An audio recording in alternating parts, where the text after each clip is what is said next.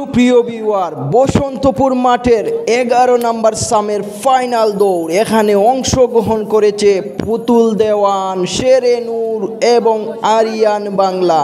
দেখা যাক ভিউয়ার শেষ পর্যন্ত এই তিনটি ঘোড়ার মধ্যে কোন ঘোড়াটি বিজয় অর্জন করে এবং কোন ঘোড়াটির ক্যাপাসিটি কতটুকু দেখাতে পারে। আমরা দেখতে পাচ্ছি পুতুল দেওয়ান ঘোড়াটি এগিয়ে আছে, আর মধ্যখানে আছে শেরে নূর ঘোড়াটি, আর তার পিছনে আছে আরিয়ান বাংলা। দেখা যাক শেষ পর্যন্ত কোন ঘোড়াটির ক্যাপাসিটি কতটুকু দেখাতে পারে। আমরা এখনো দেখতে পাচ্ছি পুতুল দেওয়ান ঘোড়াটি এগিয়ে আছে, শেরে নূর ডান দিকে উঠে যাওয়ার চেষ্টা চালিয়ে যাচ্ছে, আর আরিয়ান বাংলা আছে তার পিছনে।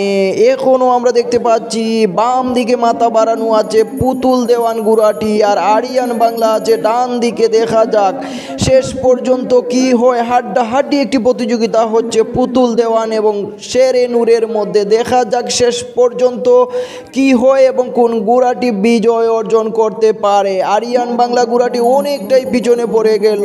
দেখা যাক শেষ দৌড়ে শেষ সময়ে কি করতে পারে আরিয়ান বাংলা। আমার মনে হচ্ছে শেরে নূর এবং পুতুল দেওয়ান এই দুটি ঘোড়ার মধ্যে হাড্ডাহাড্ডি প্রতিযোগিতা হবে শেষ পর্যন্ত, এবং দেখা যাবে এই দুটি ঘোড়ার মধ্যে কেউ একজন বিজয় অর্জন করবে। আমরা এখনো দেখতে পাচ্ছি শেরে নূর ঘোড়াটি এগিয়ে গেল, আর পুতুল দেওয়ান ঘোড়াটি মধ্যখানে আছে, আর তার পিছনে আছে আরিয়ান বাংলা।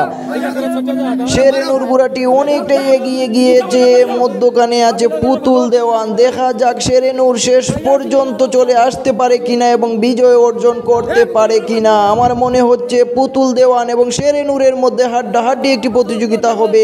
এই তো ভিউয়ার, এই তো পুতুল দেওয়ান বিজয় অর্জন করলো।